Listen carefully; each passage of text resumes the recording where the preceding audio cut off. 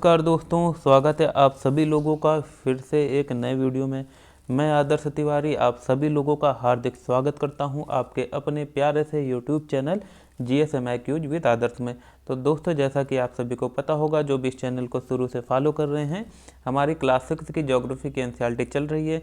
और दोस्तों, ये जो टॉपिक वाइज मतलब कि बुक से भी और इसके जो MCQs हैं, इसका हम लोग अलग अलग वीडियो बना रहे हैं, जिससे कि आप इस वीडियो को देखने के बाद, इस चैप्टर को देखने के बाद तुरंत MCQs वाले वीडियो में जाएं, जिससे कि अगर कुछ चीज़ें आपकी यहाँ पर छूट जाती है या मान लीजिए कि कंसंट्रेशन थोड़ा सा बिगड़ने के बाद आप कुछ चीज़ें आपके सामने से निकल जाती हैं, ध्यान नहीं दे पाते हैं, तो वो वहाँ पर कवर हो जाए। और दोस्तों याद रखना, MCQs में भी हमने काफ़ी चीज़ें अच्छे से समझाई हुई हैं, कुछ अलग से भी बताया गया है। तो इसको देखने के बाद आप वाला वीडियो तुरंत देखना। तो आइए स्टार्ट करते हैं बिना किसी देरी के। आज का हमारा दोस्तों 7th चैप्टर है क्लास 6 की ज्योग्राफी की एनसीईआरटी का, हमारा देश भारत। ठीक, तो देखिए क्या कह रहा है। भारत एक बहुत बड़े भौगोलिक विस्तार वाला देश है। बिल्कुल दोस्तों, भौगोलिक विस्तार वाला देश से मतलब है कि इसमें आपको सब कुछ मिल जाएगा। ठीक, देखिए उत्तर में यह हिमालय के ऊंचे शिखरों से घिरा है। ठीक, अगर अपने भारत की बात की जाए दोस्तों, जैसे ये अपना भारत है, ठीक, ये अपना भारत है दोस्तों। यहाँ पर क्या है, यहाँ पर दोस्तों हिमालय है। उत्तर में क्या है दोस्तों, हिमालय है। अगर बात की जाए इधर की, इस साइड की, अगर पश्चिम की बात की जाए, वेस्ट की बात की जाए, तो यहाँ पर दोस्तों अरब सागर है।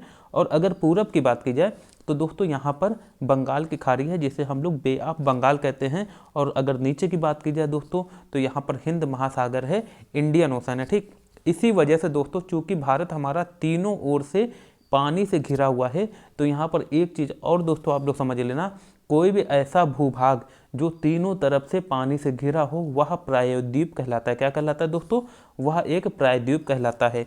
और दोस्तों अगर कोई लैंड जो है वो चारों तरफ से पानी से घिरा है, तो वो दोस्तों द्वीप कहलाता है। क्या कहलाएगा, द्वीप कहलाएगा। लेकिन अगर 3 तरफ से घिरा है तो वो दोस्तों प्रायद्वीप कहलाएगा। तो आपको ये चीज़ क्लियर हो चुकी होगी, जो अपना भारत है वो एक प्रायद्वीप है। क्या है, वह एक प्रायद्वीप है, क्योंकि वह तीनों तरफ से पानी से घिरा है। तो चीज़ें क्लियर हो चुकी हैं। अब आगे देखते हैं क्या कह रहा है। बंगाल की खाड़ी, ठीक है, हिमालय के ऊंचे शिखरों से घिरा है। उत्तर में हिमालय हमने समझ लिया।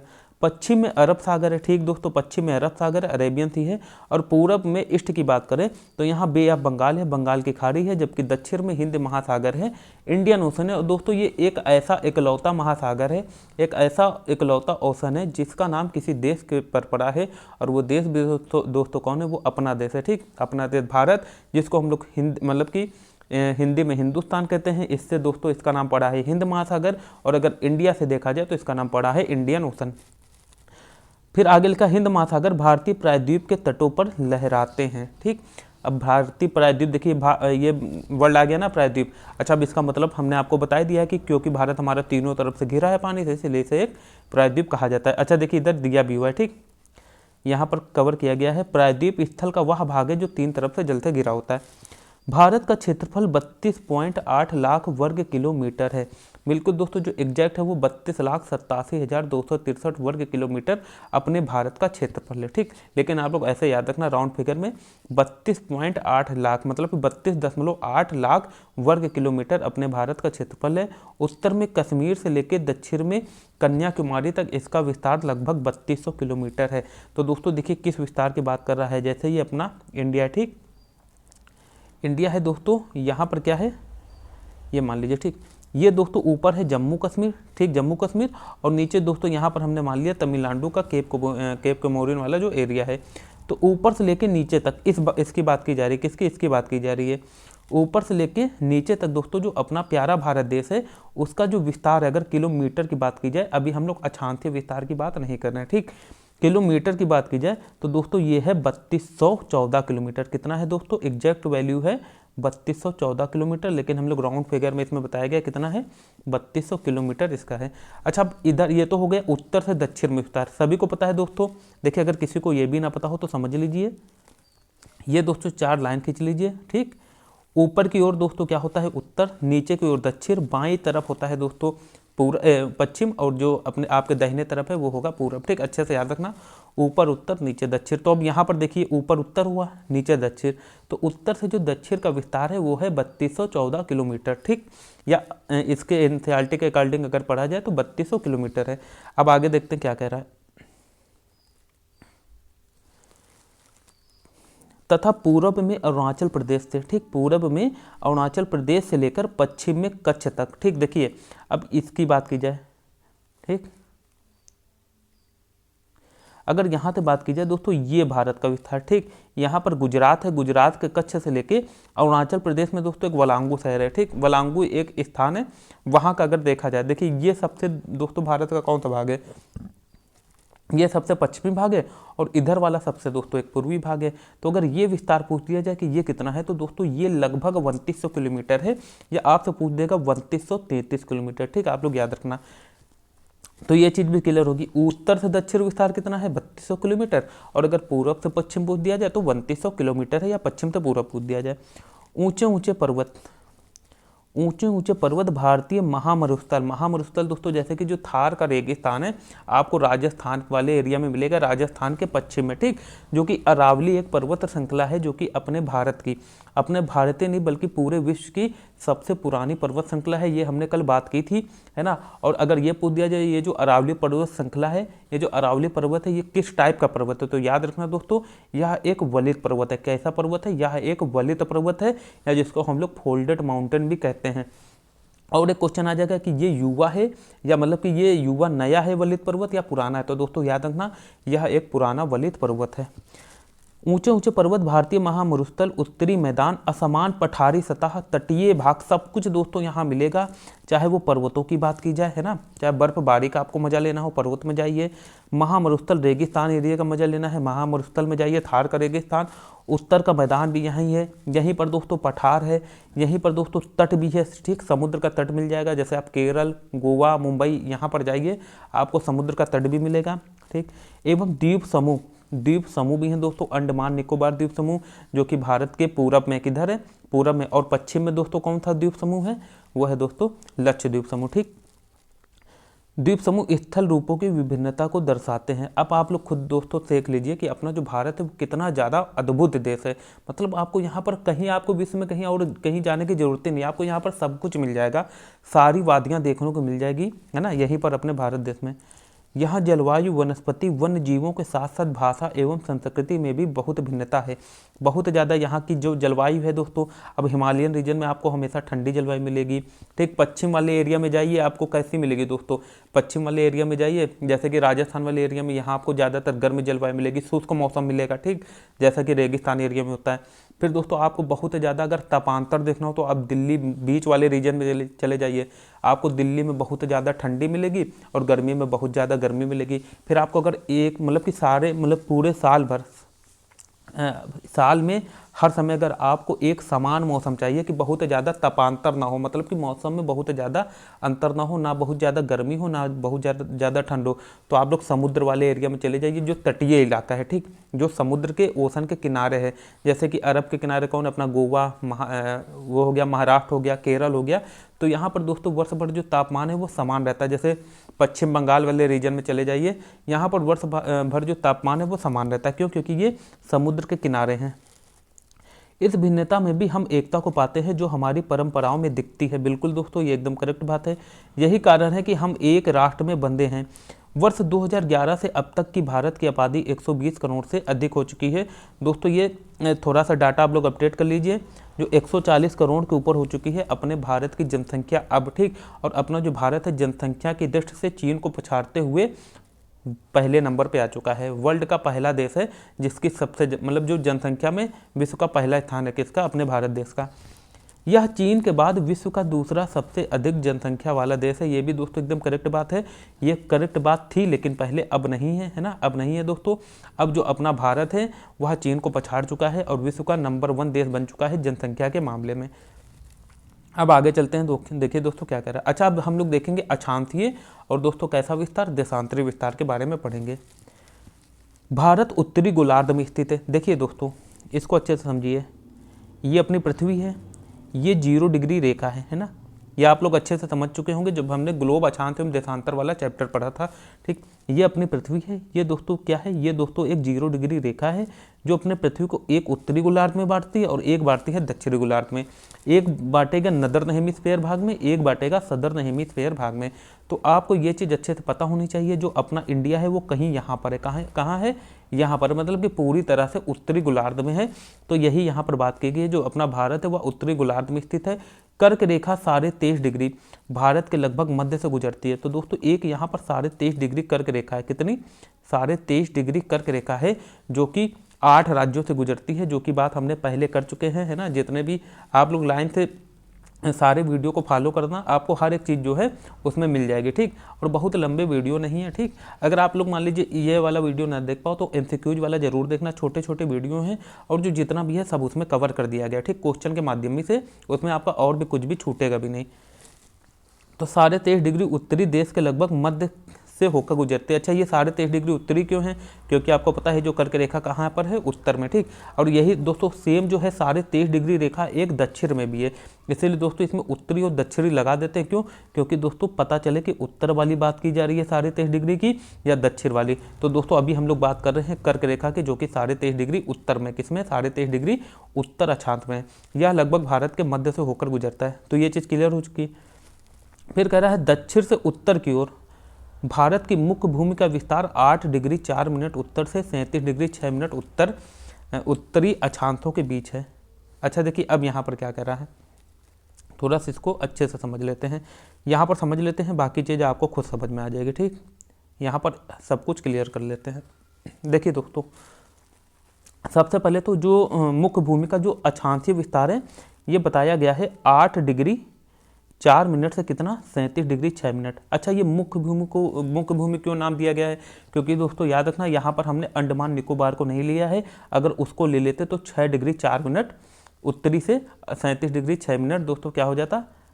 दक्षिण हो जाता। ठीक, जो मतलब कि 8 डिग्री 4 मिनट दक्षिण से उत्तरी से 37 डिग्री 6 मिनट जो उत्तरी है ये विस्तार हो जाता है। ठीक, आप लोग अच्छे से समझना। अच्छा, ये एक चीज़ आप लोग ये और समझिए कि यहाँ पर नॉर्थ क्यों लगा देते हैं।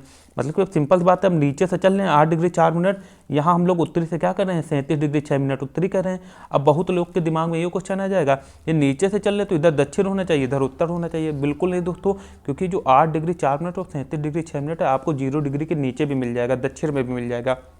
तो दोस्तों वहाँ पर पूरा दक्षिण लगेगा और यहाँ पर पूरा उत्तर लगेगा। क्यों? क्योंकि आप लोग ये भी समझ लीजिए अच्छे से, ये मान लीजिए ये अपनी पृथ्वी है। ठीक, ये क्या है दोस्तों?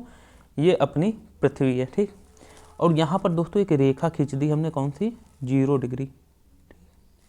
यहाँ से दोस्तों 23.5 डिग्री जो है वो रेखा निकलती है, कर्क रेखा। और यहाँ से दोस्तों एक 23.5 डिग्री मकर रेखा निकलती है। ठीक, याद रखना, जिसे हम लोग ट्रॉपिक ऑफ कैप्रिकॉर्न भी कहते हैं। अच्छा देखिए, इसको हम लोग कहते हैं उत्तरी। क्यों? क्योंकि दोस्तों ये उत्तर में है। ठीक, अपना जो ये जो 0 डिग्री रेखा है ये पृथ्वी को उत्तरी गोलार्ध और दक्षिणी गोलार्ध में, ये पूरा उत्तरी गोलार्ध हो गया और ये जो है पूरा ये पूरा हो गया दक्षिणी गोलार्ध। तो ये अपनी पृथ्वी को उत्तर और दक्षिणी 2 गोलार्ध में बांटती है। ठीक, याद रखना आप लोग। अच्छा, अपना जो भारत है ये यहाँ पर कहीं पर है। ठीक, कहाँ पर? यहाँ है। तो यहाँ पर दोस्तों जो मुख्य भूमि है 8 डिग्री 4 मिनट, यहाँ पर कितना हो गया दोस्तों? 8 डिग्री 4 मिनट। और यहाँ पर अगर ऊपर की बात की जाए तो दोस्तों यहाँ पर कुल मिला के जाएगा 37 डिग्री 6 मिनट। ठीक, आप लोग अच्छे से समझना, 37 डिग्री 6 मिनट। अब आप लोग खुद देखिए, ये जो 8 डिग्री 4 मिनट है ये कहाँ पर? उत्तर में। और 37 डिग्री जो 6 मिनट है ये भी उत्तर में। इसीलिए हम लोग कहते हैं जो भारत का अक्षांशीय विस्तार है ना, अब आप लोग अच्छे से समझ गए होंगे। भारत का जो दोस्तों अक्षांशीय विस्तार है वो 8 डिग्री 4 मिनट से 37 डिग्री 6 मिनट उत्तरी है। ठीक, और पश्चिम से लेकर पूरब की बात की जाए, अब जैसे मान लीजिए ये है यहाँ वाला विस्तार। ठीक, यहाँ पर क्या है दोस्तों? अरुणाचल प्रदेश है और यहाँ पर क्या है? कच्छ का रण है। यहाँ से लेकर अगर यहाँ का विस्तार किया जाए तो दोस्तों याद रखना, अब ये आ जाए कि यहाँ आपको पता है ना, ये जो खड़ी खड़ी रेखाएं इसको हम लोग क्या कहते हैं? देशांतर रेखा। और जो लेटी लेटी है इसको हम लोग अक्षांश कहते हैं। तो वहाँ तक हमने अक्षांश समझ लिया था, ये हो गया। ऊपर से नीचे की बात की जाए तो ये होगा अक्षांशीय विस्तार। लेकिन अगर पश्चिम से पूरब की बात की जाए तो दोस्तों ये होगा कौन सा विस्तार? ये हो जाएगा देशांतरी विस्तार। तो यहाँ पर दोस्तों कितना हो जाएगा देशांतरी विस्तार? 68 डिग्री 7 मिनट से कितना? 68 डिग्री 7 मिनट से 97 डिग्री 25 मिनट है। ठीक, लगभग 30 डिग्री का अंतर है। और हमने ये भी पढ़ा है कि जो देशांतर विस्तार है ये किसी भी देश के समय में काफ़ी जो है अंतर लाता है। जो समय है इसी से तय होता है, जितना देशांतरीय विस्तार उसका अधिक होगा, है ना, उस देश में उतने ज़्यादा मानक समय खींचने पड़ेंगे। जैसे कि रूस में 11 मानक समय, क्यों? क्योंकि रूस का जो है पश्चिम से पूरब में विस्तार काफ़ी ज़्यादा है। कितना है? काफ़ी ज़्यादा है। ठीक, तो ये चीज़ हम लोग जो है ग्लोब अक्षांश एवं देशांतर वाले चैप्टर में अच्छे से समझ चुके हैं, तो उसको आप लोग जरूर देखना, चीज़ें उसमें काफ़ी अच्छे से क्लियर होंगी। ठीक, अब आगे हम लोग देखते हैं क्या कह रहा है। तो ये हम लोग समझ चुके हैं। अगर हम विश्व को पूर्वी एवं पश्चिमी गोलार्ध में बांटते हैं तो भारत की स्थिति किस गोलार्ध में होगी? सिंपल सी बात है दोस्तों, देखिए ये हो गया दोस्तों 0 डिग्री रेखा, है ना, ये हो गया 0 डिग्री देशांतर, ये हो गया 0 डिग्री उत्तरी, मतलब कि ये हो गया अक्षांत रेखा। अब जो अपना इंडिया है दोस्तों, ये पूरी तरह से उत्तरी गोलार्ध में, और ये जो 0 डिग्री देशांतर रेखा है ये पृथ्वी को पश्चिमी गोलार्ध और पूर्वी गोलार्ध, दो गोलार्ध में बांटती है। तो अपना जो भारत है वो पूरी तरह से उत्तर गोलार्ध में है, और ये देखिए इसके इस साइड है, मतलब कि पूरी तरह से पूरब में है। तो हम लोग कहते हैं जो भारत की स्थिति है वो है उत्तर पूर्वी गोलार्ध में। किस में है? उत्तर पूर्वी गोलार्ध में। अपना भारत पूरी तरीके से उत्तरी पूर्वी गोलार्ध में है। ठीक, अगर हम विश्व के पूर्वी एवं पश्चिमी गोलार्ध में बात करें तो भारत की स्थिति किस गोलार्ध में होगी? बहुत बड़े देशांतरी विस्तार लगभग 32 डिग्री के कारण यहाँ के दो छोर पर स्थित स्थानों के स्थानीय समय में बहुत अधिक अंतर हो सकता था। इस तरह की दूरी पर स्थित दो स्थानों के समय का अंतर लगभग 2 घंटा है। भैया सिंपल सी बात है, हमें पता है जब जो पृथ्वी है अपनी वो 1 डिग्री, है ना, अगर 1 डिग्री देशांतर घूम लेती है तो समय में कितना अंतर आ जाता है? लगभग 4 मिनट। कितना आ जाता है दोस्तों? लगभग 4 मिनट। अब इधर देखिए 68 डिग्री 7 मिनट से, मतलब यहाँ देखिए भारत का जो पश्चिम से पूर्व का विस्तार है वो 68 डिग्री 7 मिनट से 97 डिग्री 25 मिनट है। तो लगभग ये बीच की अंतर कितना है? 30 डिग्री। 1 डिग्री जब दोस्तों घूम रही है पृथ्वी तो कितना अंतर आ रहा है? 4 मिनट का। और जब दोस्तों सिंपल सी बात है, अगर हम लोग 30 डिग्री आगे बढ़ जाएंगे, 1 डिग्री आगे बढ़ेंगे तो 4 मिनट, और जब 30 डिग्री आगे बढ़ेंगे तो 30 × 4 मतलब कि 120 मिनट का लगभग अंतर आ जाएगा, 2 घंटे का। इसीलिए दोस्तों जो गुजरात में, गुजरात की अपेक्षा अरुणाचल प्रदेश में सूरज जो है वो 2 घंटे पहले निकल आता है। इसीलिए दोस्तों अरुणाचल, अगर क्वेश्चन आ जाए कि सूर्योदय वाला जो वो राज्य है वो किसे कहते हैं भारत में, तो वो कहते हैं अरुणाचल प्रदेश को। ठीक, ये चीज़ें दोस्तों क्लियर हो चुकी होंगी। अब इधर देख लें क्या कह रहा है। बड़ा देश जिनका विस्तार पूरब से पश्चिम की ओर बहुत अधिक होता है वहाँ पूरे देश का मानक समय एक नहीं होता है। संयुक्त राज्य अमेरिका में 7 एवं कनाडा में 6 मानक समय है। क्या आपको पता है कि रूस में कितने मानक समय? रूस में 11 मानक समय है, जो कि हम लोग पढ़ चुके हैं। ठीक, अब आगे देखते हैं क्या कह रहा है। बहुत बड़े देशांतरी विस्तार लगभग 32 डिग्री के कारण यहाँ के दो छोर पर स्थित स्थानों के स्थानीय समय में बहुत अधिक अंतर हो सकता था। इस तरह की दूरी पर स्थित दो स्थानों के बीच का समय का अंतर लगभग 2 घंटे का होगा, जो कि अभी हमने बात कर ली है। ठीक, जैसा कि आपने पहले पढ़ा है कि प्रत्येक 1 डिग्री देशांतर के लिए स्थानीय समय में 4 मिनट का अंतर होता है ना, ये सब हम अच्छे से समझ चुके हैं। पश्चिम में गुजरात की अपेक्षा पूरब के अरुणाचल प्रदेश में सूर्योदय लगभग 2 घंटे पहले होता है। आप पहले पढ़ चुके हैं कि 82 डिग्री 30 मिनट पूर्वी देशांतर के स्थानीय समय को भारत का मानक समय क्यों माना गया है? इस याम्योत्तर को मानक, भारत का मानक याम्योत्तर भी कहा जाता है। दोस्तों ये जो सारे 82 डिग्री है, जैसे अपना ये इंडिया है, ठीक, बात की जाए जैसे कि ये अपना इंडिया है, ठीक, तो ये जो सारे 22 डिग्री जो सारे 22 डिग्री दोस्तों ये मानक याम्योत्तर ही एकदम लगभग 20 से होकर गुजरती। क्यों? क्योंकि बहुत ज़्यादा डिफरेंस ना हो। मान लीजिए कि अगर हमने यहाँ मान लिया कि जो भारत का अपना मानक याम्योत्तर है वो है 82.5 डिग्री, तब होगा क्या दोस्तों पता है आपको? अब होगा क्या, यहाँ से लेके यहाँ वाले टाइम में काफ़ी अंतर होगा, तो बीच वाला मान लिया गया है, जिससे कि अगल और बगल जो है वो समान रूप से, जो मतलब कि इस साइड पूरब के साइड और पश्चिम साइड में समान रूप से टाइम का जो है वो बंटवारा हो जाए। ठीक, अब आगे चलते हैं हम लोग भारत के पड़ोसी देश के बारे में पढ़ लेते हैं, है ना। ये क्वेश्चन काफ़ी आ जाता है एग्जाम में, अच्छे से आप लोग देखना। देखिए क्या कर रहा है, 7 देशों की, एक तो पहला क्वेश्चन तो यही बनेगा कि भारत के पड़ोसी देश, कितने देशों से भारत की स्थलीय सीमा लगती है? तो दोस्तों याद रखना 7 देशों से लगती है, जो कि अभी हम लोग मैप में तुरंत देख के ले रहे हैं। कौन कौन से देश हैं देखिए दोस्तों। एक तो इधर देखिए सबसे छोटी सीमा लगती है अफगानिस्तान से, ठीक, किससे लगती है? अफगानिस्तान से।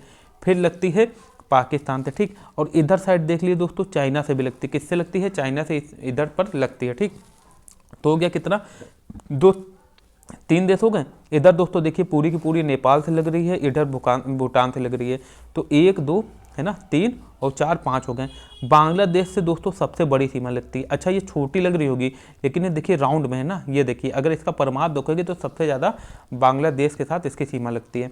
तो कितने हो गए दोस्तों? 2 3 4 5 और 6। और दोस्तों जो 7वीं कंट्री है वो है म्यांमार। कौन सी है? वो हो जाएगी दोस्तों म्यांमार। ये देखिए पूरी की पूरी। तो ये दोस्तों जो 7 देश हैं इनसे भारत की स्थलीय सीमा लगती है। अब एक चीज़ आप लोग अच्छे से याद रखना, अगर पूछ दे कि सबसे ज़्यादा स्थलीय सीमा किससे लगती है तो वो लगती है बांग्लादेश से। ठीक, किससे लगती है?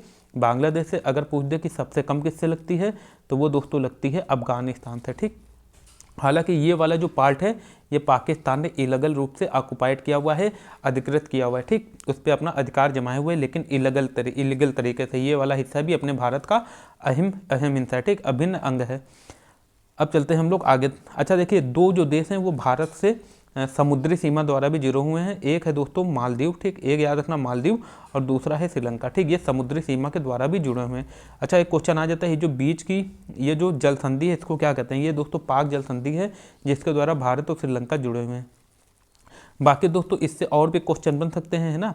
इस पर हम लोग कभी विस्तार से बात करेंगे जब स्पेसिफिक मैप वाला पार्ट पढ़ेंगे। जैसे कि पूछ देंगे कि भूटान जो है वो कितने देशों से घिरा है, त्रिपुरा से कितने देशों की सीमा लगती है। ठीक, अब या पूछ देंगे कि जो नेपाल है इससे भारत से मतलब कि, और भी पूछ देंगे कि भारत के किस राज्य की जो सीमा है वो मतलब कि ऐसा भारत का ऐसा कौन सा राज्य है जो तीनों तरफ से बांग्लादेश से घिरा हुआ है। ये सब हम लोग अच्छे से आगे पढ़ेंगे। अब आगे कह रहा है दोस्तों,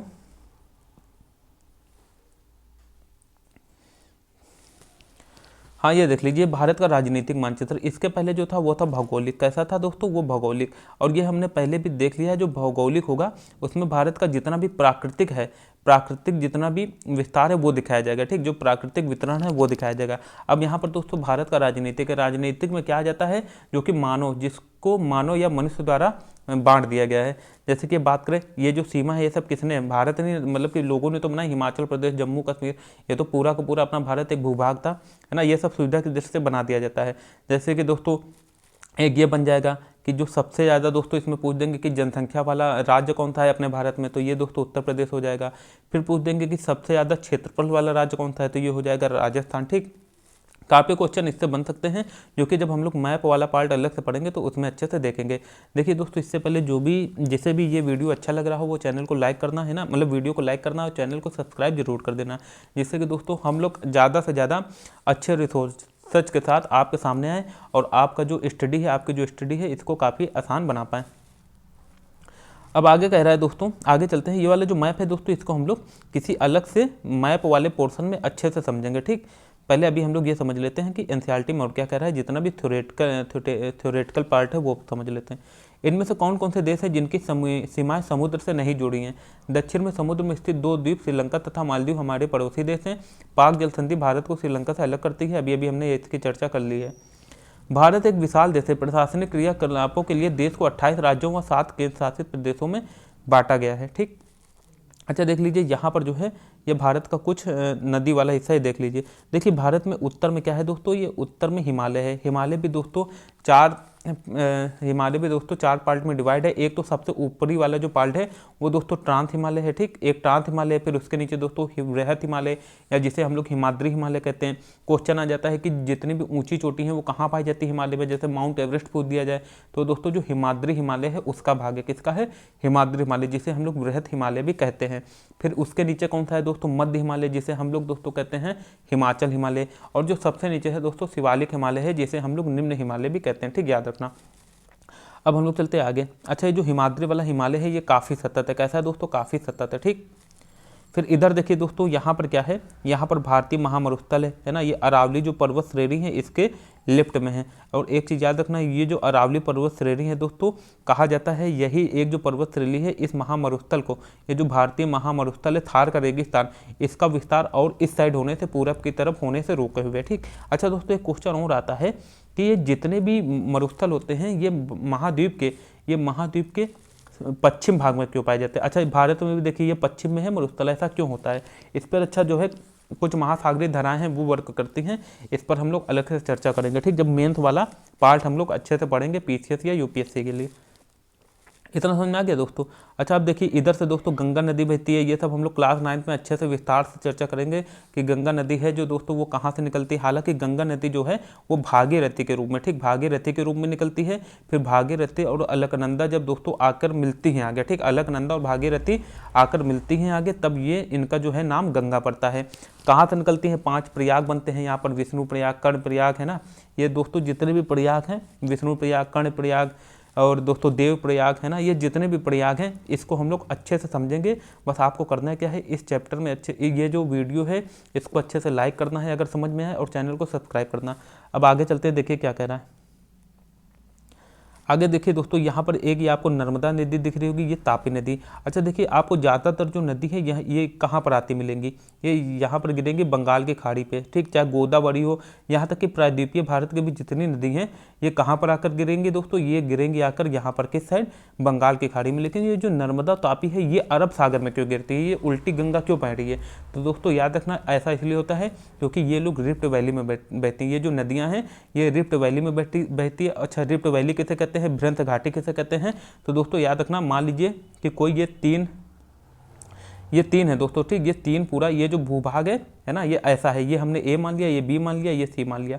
अच्छा, किसी कारणवश दोस्तों होगा क्या, किसी कारणवश दोस्तों ये वाला जो ऊपर वाला हिस्सा था, कौन वाला? ऊपर वाला हिस्सा, ये आ गया नीचे, यहाँ तक खिसक आया, ठीक। अब सिंपल सी बात है, इसकी मान लीजिए दिशा जो थी वो उल्टी होगी, क्या होगी? उल्टी होगी, है ना, इधर की तरफ, ये इधर की तरफ हो गई, ठीक, दिशा। तो सिंपल सी बात है, इसको हम लोग अच्छे से बाद में समझेंगे, है ना। इस पर विस्तार से चर्चा की जाएगी कि रिफ्ट वैली क्या होती है। जैसे कि हम लोग अभी हमने बृहस्पति पर्वत के बारे में बात की थी, तो सेम इसी तरह जो रिफ्ट वैली है इसका भी जो प्रोसेस है पूरा हम लोग अच्छे से आगे समझेंगे। अब आगे दोस्तों कह रहा है, अच्छा ये सब दोस्तों हम लोग मैप वाले चैप्टर में अच्छे से कवर कर लेंगे, लेकिन फिर भी कुछ चीज़ें देख लेते हैं जो काफ़ी इंपॉर्टेंट हो सकती है। यहाँ पर दोस्तों कच्छ का रण है, भारतीय वाला हमने अच्छे से पढ़ लिया, गोदावरी। अच्छा ये देखिए, ये पूछ देंगे कि इनका क्रम पूछ देते हैं। सबसे ऊपर दोस्तों महानदी है, ठीक, सबसे ऊपर कौन सी नदी है? यहाँ पर कहीं महानदी है। फिर ये देखिए यहाँ पर दोस्तों महानदी है, फिर गोदावरी है, फिर कृष्णा है, फिर कावेरी है, ये सब अच्छे से पूछ देंगे। बाकी जो नीलगिरी पर्वत है, पश्चिमी तट है, पश्चिमी घाट, पूर्वी घाट, ये सब दोस्तों क्लास 9 में विस्तार से हम लोग अच्छे से पढ़ेंगे। और ये सब भी पढ़ेंगे कि क्यों दोस्तों ये जो पूर्वी वाला मैदान है, पूर्वी तटीय मैदान है, ये काफ़ी चौड़ा है, और जबकि जो पश्चिमी तटीय मैदान है ये क्यों इतना सकड़ा है, ठीक, ये सब हम लोग अच्छे से पढ़ेंगे। ये जो दोस्तों इधर पश्चिमी घाट है ये सतत क्यों है और ये असतत क्यों है, ये सब इसका अच्छे से आपको आंसर मिलेगा, लेकिन किसमें? क्लास 9 की एनसीईआरटी में, ठीक, क्योंकि अभी एनसीईआरटी जो है हम लोग पढ़ रहे हैं क्लास 6 की, और उसी के अकॉर्डिंग हमें आगे बढ़ते रहना है। आगे दोस्तों कह रहा है, दिल्ली भारत की राजधानी है, राज्यों का निर्माण मुख्यतः भाषाओं के आधार पर हुआ है, क्षेत्रफल की दृष्टि से सबसे बड़े राज्य राजस्थान, सबसे छोटा राज्य गोवा है, राज्यों को जिलों में बांटा गया। देखिए दोस्तों, ये तो आप सभी को पता है कि दिल्ली भारत की राजधानी है, लेकिन एक क्वेश्चन काफ़ी एग्जाम में आता है, हालांकि वो इंडियन पॉलिटी का क्वेश्चन है, लेकिन यहाँ पर कवर करना जरूरी है। अगर ये पूछ दे कि भारत को राष्ट्रीय राजधानी का दर्जा किस संविधान संशोधन के तहत दिया गया, तो दोस्तों याद रखना 69 कॉन्स्टिट्यूशनल अमेंडमेंट हुआ था, 69वां संविधान संशोधन था, इसके तहत दिल्ली को भारत की राष्ट्रीय राजधानी का दर्जा दिया गया, ठीक, याद रखना। तो ये क्वेश्चन यहाँ पर जरूरी हो गया था। फिर दोस्तों एक क्वेश्चन यहाँ से ये बन जाएगा कि क्षेत्रफल की दृष्टि से सबसे, अच्छा पहले तो सबसे बड़ा देश कौन सा है, ये तो सभी को पता होगा, रूस है, ठीक। अपने भारत का स्थान कौन सा है? 7वां है। लेकिन अपने भारत में क्षेत्रफल की दृष्टि से सबसे बड़ा राज्य कौन सा है दोस्तों? वो राजस्थान है, अभी हमने बात कर ली है। जनसंख्या की दृष्टि से कौन है? उत्तर प्रदेश है। और क्षेत्रफल की दृष्टि से सबसे छोटा राज्य कौन सा है? गोवा है। और सबसे छोटा राज्य दोस्तों अगर बात करते हैं कि जनसंख्या की दृष्टि से कौन है, तो वह है दोस्तों सिक्किम। कौन है? सिक्किम, ठीक। आगे कह रहे हैं दोस्तों भौतिक विभाजन के बारे में, लेकिन इससे पहले हमने हमेशा बात की है, ये जो साइड में बॉक्स बने रहते हैं इसको पढ़ना जरूरी होता है। हालांकि इसमें बहुत ज़्यादा इंपॉर्टेंट बात नहीं की गई है, ये सब हमने पहले कवर कर लिया है, लेकिन आपको पता होना चाहिए कि अगर बात की जाए, देखिए सबसे पहले कह रहा है जलोढ़ निक्षेप, ये नदियों के द्वारा लाई गई बहुत महीन मिट्टी होती है तथा नदी बेसिन में निक्षेपित कर दी जाती है, ठीक। ये दोस्तों जलोढ़ निक्षेप होते हैं। क्या होते हैं? जलोढ़ निक्षेप होते हैं, और ये काफ़ी उपजाऊ मिट्टी भी होती है, ठीक। फिर कह रहा है सहायक नदी,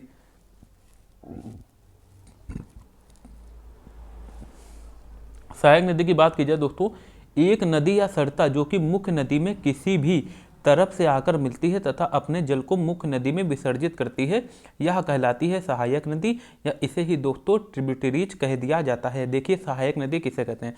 मान लीजिए ये एक नदी बह रही है और कोई नदी यहाँ से आकर इसमें मिल गई, एक नदी इधर से आकर इसमें मिल गई, कुछ इधर से मिल गई, तो दोस्तों जितनी भी नदी आकर मुख्य नदी में आकर मिल रही हैं ये मुख्य नदी की सहायक नदी कहलाएगी। ठीक। अच्छा, ये जो पूरा प्रतिरूप एक क्रिएट होता है ना, कुछ नदी सहायक नदियों की भी कुछ सहायक नदी होती हैं, तो दोस्तों ये जो पूरा का पूरा प्रतिरूप तैयार होता है इसे हम लोग कहते हैं नदी का तंत्र। पूरा क्या कहेंगे, नदी का तंत्र कहेंगे, या उस नदी का पूरा बेसिन कहेंगे। ठीक, अपवाह बेसिन कहेंगे। ठीक, याद रखना आप लोग। अच्छा, एक क्वेश्चन और आ जाएगा कि सबसे जो बड़ा है वो अपवाह तंत्र किस नदी का है, तो दोस्तों वो है अमेजन नदी का। किस नदी का है, अमेजन नदी का है, आपको अच्छे से याद रखना है। ठीक, अब आगे कह रहा है दोस्तों भौतिक विभाजन के। अच्छा, सहायक नदी समझ लिया, अब लगे हाथ हम लोग वितरका भी समझ लेते हैं। बस इसका उल्टा होता है, ये मुख्य नदी है, कोई धारा इस मुख्य नदी से निकली और चली गई बाहर और ये कभी वापस उस मुख्य नदी में ना मिले। ठीक, जैसे ये धारा इधर निकल गई कहीं और वापस आकर मुख्य नदी में ना मिले तो इसे कहते हैं वितरका, या दोस्तों इंग्लिश में कहेंगे डिस्ट्रीब्यूटरीज कहेंगे। किस नदी की, मुख्य नदी की। सहायक नदी जो सिंपल सी बात है पानी बढ़ाने में थोड़ी सहायता कर रही हो तो वो उस नदी की सहायक नदी हो जाएगी। अब जो पानी लेके अपना हिस्सा लेके निकले रही है वो काहे की सहायक नदी, वो वितरका, जो बिछड़ रही है वो वितरका। सिंपल सी बात है। ठीक, अब आगे पढ़ते हैं हम लोग। भौतिक विभाजन की बात की जाए तो भारत में पाई जाने वाली भौतिक आकृतियां विभिन्न प्रकार की हैं, जैसे पर्वत है ना, बात की हमने, पठार, मैदान, तट तथा द्वीप समूह। उत्तर में बर्फ से ढका हिमालय संतरी का कार्य करता है। ठीक, बिल्कुल सही बात है।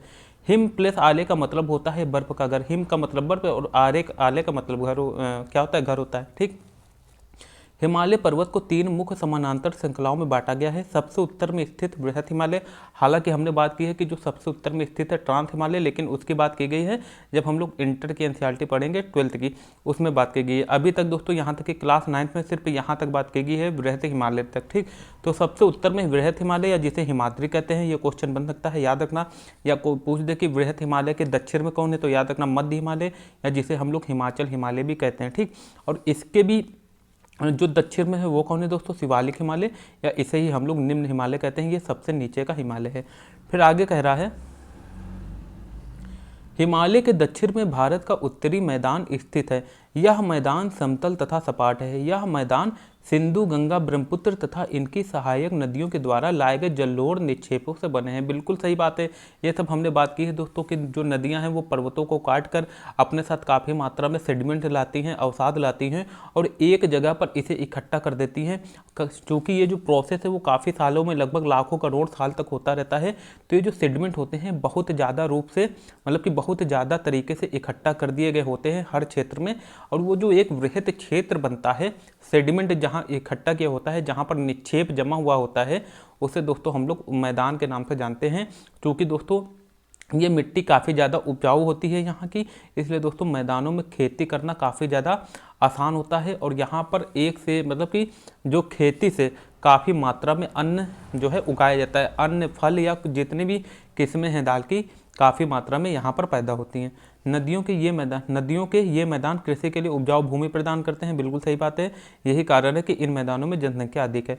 अच्छा, यहाँ पर क्या कह रहा है, गंगा एवं ब्रह्मपुत्र नदियाँ विश्व के सबसे बड़े डेल्टा का निर्माण करती हैं। क्वेश्चन दोस्तों ये अगर पूछ दे कि विश्व का सबसे बड़ा जो डेल्टा है वो कौन सा है, वो तो है दोस्तों सुंदरबन डेल्टा। अच्छा, इसका नाम सुंदरबन क्यों पड़ा, क्योंकि दोस्तों यहाँ पर एक सुंदरी पादप पाई जाती है जिसके नाम पर इसका नाम सुंदरबन डेल्टा पड़ा। और यहीं पर दोस्तों एक बंगाल टाइगर भी पाया जाता है जिसे अपने भारत का राजकीय पशु या राष्ट्रीय पशु भी कहा जाता है। ठीक, इस डेल्टा की आकृति त्रिभुजाकार है। डेल्टा स्थल का वह भाग है जो नदी के मुहाने पर बनता है। जहाँ नदियाँ समुद्र में प्रवेश करती हैं उस जगह को नदी का मुहाना कहा जाता है।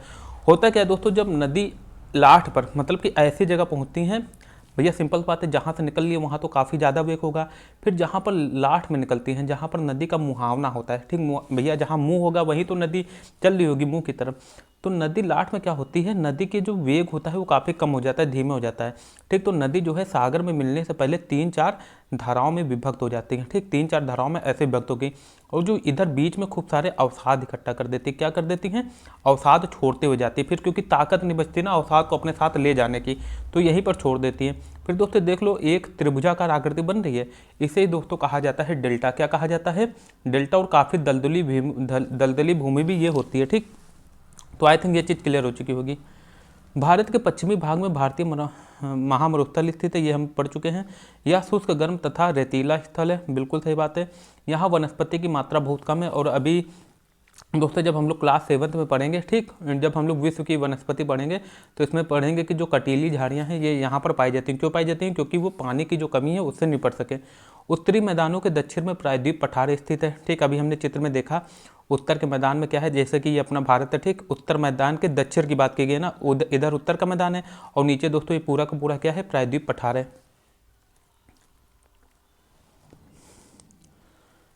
इसकी आकृति त्रिभुजाकार है, बिल्कुल दोस्तों ऐसा ही बना हुआ है ये पठार भी। ठीक, इसका धरातल काफ़ी ऊंचा नीचा है। इस क्षेत्र में बहुत सी पहाड़ी श्रृंखलाएं तथा घाटियां स्थित है। इसके उत्तर पश्चिम में अरावली श्रृंखला स्थित है, ये हमने बात कर ली है, जो विश्व की सबसे पुरानी श्रृंखला है।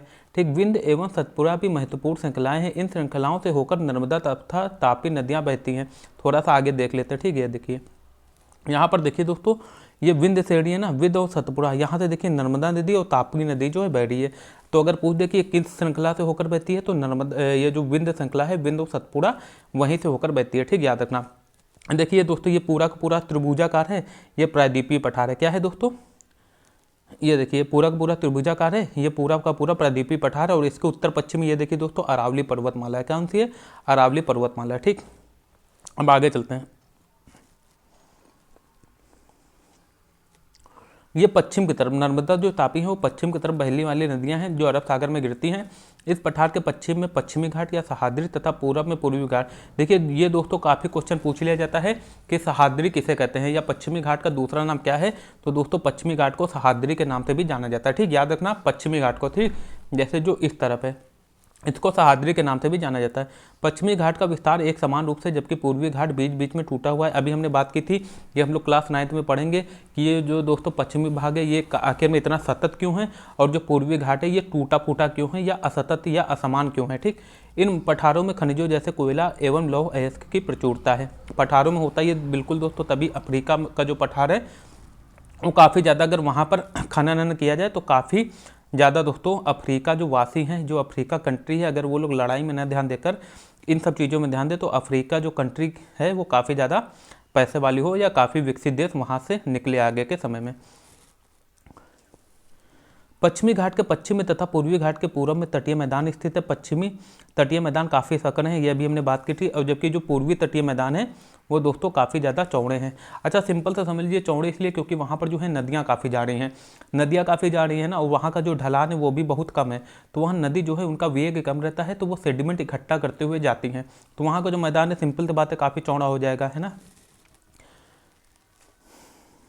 वहाँ पूर्व की ओर बहने वाली कई नदियां हैं, महानदी, गोदावरी, कृष्णा, कावेरी, और इनका क्रम भी है दोस्तों। सबसे उत्तर में महानदी, फिर उसके नीचे गोदावरी, फिर कृष्णा और फिर कावेरी है। ठीक, जो कि बंगाल की खाड़ी में गिरती है। वे नदी अपने मुहाने पर उपजाऊ डेल्टा का निर्माण करती हैं। बंगाल की खाड़ी में गंगा एवं ब्रह्मपुत्र नदियों के मुहाने पर सुंदरबन डेल्टा है। ठीक, तो दोस्तों आज के लिए इतना ही है ना। आज को थोड़ा सा और बचा है, देख लेते हैं। भारत में 2 द्वीप समूह भी हैं, हमने बात कर ली इसकी। लक्षद्वीप द्वीप समूह अरब सागर में स्थित है, ये केरल के तट से कुछ दूर स्थित प्रवाल द्वीप है। अंडमान एवं निकोबार द्वीप समूह भारत से दक्षिण पूर्व दिशा में बंगाल की खाड़ी में स्थित है। क्या आप जानते हैं कि कौन सा द्वीप समूह वर्ष 2004 में सुनामी से प्रभावित हुआ था? तो दोस्तों वो अंडमान निकोबार द्वीप समूह हुआ था सुनामी से प्रभावित। और वहाँ का दोस्तों जो इंदिरा पॉइंट था, अभी तक हम लोग पढ़ते आए हैं कि भारत का दक्षिणतम पॉइंट कौन है, इंदिरा पॉइंट है ना, और सबसे उत्तरी पॉइंट इंदिरा काल है। तो जो दोस्तों सबसे दक्षिणतम पॉइंट था वो सुनामी की वजह से समुद्रमग्न हो चुका था। ठीक, जानकारी के लिए, सुनामी भारतीय तट से टकराई थी तो किस प्रकार लोगों ने अलग अलग तरीके से चुनौती का सामना किया था। सुनामी एक विशाल सागरीय तरंग है जो समुद्र तल पर भूकंप के कारण उत्पन्न होती है। अब दोस्तों हम लोग क्वेश्चन देख लेते हैं। ठीक, देखिए आप इस क्वेश्चन का जवाब दिए पा रहे हैं कि नहीं दिए पा रहे हैं। अगर भारत को कितने भौतिक भागों में विभाजित किया गया है, तो दोस्तों बहुत से भौतिक भाग हैं, जैसे पठार है, पर्वत है ना, और दोस्तों तटीय मैदान है। ठीक, तटीय मैदान है, पठारी और जो घाट है, पश्चिमी घाट, पूर्वी घाट, इनमें भारत को जो है जो इन भौतिक भागों में विभाजित किया गया है। भारत की स्थलीय सीमा 7 देशों से जुड़ी है, उनके नाम लिखिए। तो देखिए सबसे ऊपर हमने बात की थी क्या है, अफगानिस्तान, जिससे कि सबसे कम सीमा भी लगती है। फिर दोस्तों पाकिस्तान है। फिर अगर आप लोग राइट साइड चलते चले तो चाइना है, ठीक, तीसरा हो गया। फिर दोस्तों क्या है, नेपाल है, भूटान है, ठीक, बांग्लादेश है और म्यांमार है। तो 7 हो गए, ठीक, इन्हीं 7 की लगती है। फिर कौन सी प्रमुख नदियां अरब सागर में गिरती हैं? तो अरब सागर में नर्मदा और तापी जो नदी हैं, है ना, ये कहाँ गिरती हैं दोस्तों? ये गिरती हैं अरब सागर में। और भी 3-4 नदियां हैं, अच्छा 2 प्रमुख की बात की गई है, तो वो दोस्तों नर्मदा और तापी है। फिर कह रहा है गंगा एवं ब्रह्मपुत्र के द्वारा बनाए गए डेल्टा का नाम सुंदरबन डेल्टा, अभी हमने बात कर ली है। भारत में कितने राज्य तथा कितने केंद्र शासित प्रदेश, किन 2 राज्यों की राजधानी एक ही है? तो दोस्तों जैसे कि पंजाब और जो दोस्तों हरियाणा है, इनकी एक ही राजधानी है, चंडीगढ़, ठीक, दोनों की जो राजधानी, यहाँ तक कि चंडीगढ़ की भी राजधानी चंडीगढ़ है, जो कि केंद्र शासित प्रदेश है। तो यहाँ तो तीनों की राजधानी एक ही होगी, ठीक। फिर उत्तरी मैदानों में अधिक जनसंख्या में निवास करती क्यों? तो सभी को पता है दोस्तों, जो उत्तरी मैदान है वो परिवहन की दृष्टि से काफ़ी सुगम होता है ना, यहाँ पर काफ़ी ज़्यादा समतल होता है, तो परिवहन के लिए सही रहता है। जैसे कि पर्वत में काफ़ी दिक्कत होती है परिवहन को, है ना, और काफ़ी दोस्तों ऊंचा नीचा होता है, तो चढ़ने और उतरने में काफ़ी परेशानी होती है। और उत्तरी जो मैदान है, यहाँ की मिट्टी काफ़ी उपजाऊ होती है, तो कृषि के लिए बहुत ज़्यादा फायदा होता है यहाँ पर। और जबकि इसके विपरीत जो पर्वत है, वहाँ पर वेदिका कृषि के लिए ठीक है। फिर आगे कह रहा है लक्षद्वीप को,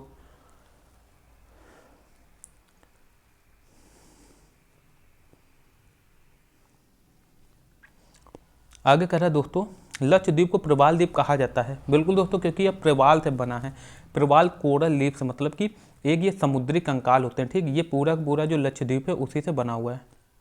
इसके बारे में हम लोग क्लास 9th में अच्छे से चर्चा करेंगे। ये जो प्रवाल भित्ति होती हैं, ये भी 3-4 तरह की होती हैं, जिसके बारे में हम लोग अच्छे से चर्चा करेंगे क्लास 9th में। फिर कह रहा है हिमालय के सबसे दक्षिणी भाग को क्या कहा जाता है? तो दोस्तों जो हिमालय है, इसका सबसे जो दक्षिणी भाग है वो है शिवालिक। फिर हमने बात किया था शिवालिक के ऊपर जो उत्तर में है वो है हिमाचल, जिसको हम लोग मध्य हिमालय कहते हैं।